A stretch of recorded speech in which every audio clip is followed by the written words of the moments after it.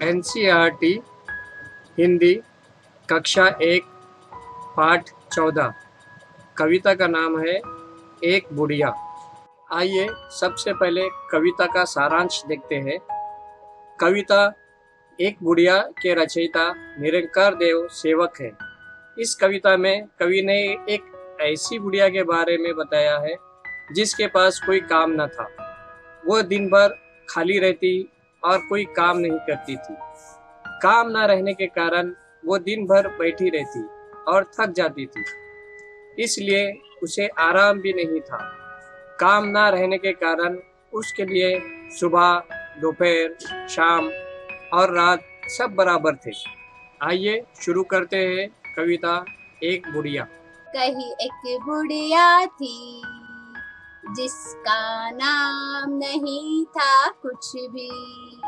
वह दिन भर खाली रहती थी, काम नहीं था कुछ भी। काम न होने से उसको आराम नहीं था कुछ भी। दोपहरी दिन रात सवेर शाम नहीं थी कुछ भी। आइए अब हम कविता का अर्थ समझते हैं। कहीं एक बुढ़िया थी जिसका नाम नहीं था कुछ भी। कहीं दूर एक बुढ़िया रहती थी, उसका कोई नाम नहीं था। जैसे हम सबके कुछ ना कुछ नाम होते हैं उसी तरह, लेकिन उस बुढ़िया का कोई नाम नहीं था। वे दिन भर खाली रहती थी, काम नहीं था कुछ भी। हमारे पास दिन भर बहुत सारे काम होते हैं, लेकिन उस बुढ़िया के पास कोई काम नहीं था। वे दिन भर खाली रहती थी। काम न होने से उसको आराम नहीं था कुछ भी।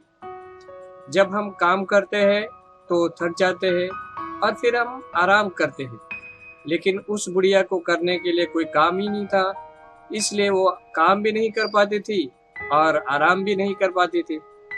दोपहरी, दिन, रात, सवेरे, शाम नहीं थी कुछ भी। उस बुढ़िया को सवेरे का पता नहीं था, दोपहर का पता नहीं था, रात का पता नहीं था। कोई काम न रहने के कारण उसके लिए सुबह, दोपहर, शाम और रात सब बराबर थे। आइए अब हम अभ्यास करते हैं। नाम बताओ, काम बताओ। बिना नाम वाली बुढ़िया का कोई नाम रखो। बुढ़िया का नाम कलावती देवी हो सकती। प्रश्न 2, वे दिन भर खाली रहती थी, उसके लिए कुछ काम सुझाओ। वे बच्चों को कहानियां सुना सकती थी, वे पेड़ पौधों की देखभाल कर सकती थी, वे पुस्तकें पढ़ सकती थी, वे पूजा पाठ कर सकती थी, वे घर की सफाई कर सकती थी, वे चावल दाल बीन सकती थी। काम करो, कुछ काम करो। प्रश्न 3, तुम्हारे घर में सबसे ज्यादा काम कौन करता है? उत्तर, मम्मी पापा। प्रश्न 4, तुम्हारे घर में सबसे ज्यादा आराम कौन करता है? उत्तर, दादी जी, दादाजी। और सीखने के लिए हमारे चैनल को सब्सक्राइब कीजिए और हमारे वीडियो सबसे पहले पाने के लिए बेल आइकन को दबाइए। धन्यवाद।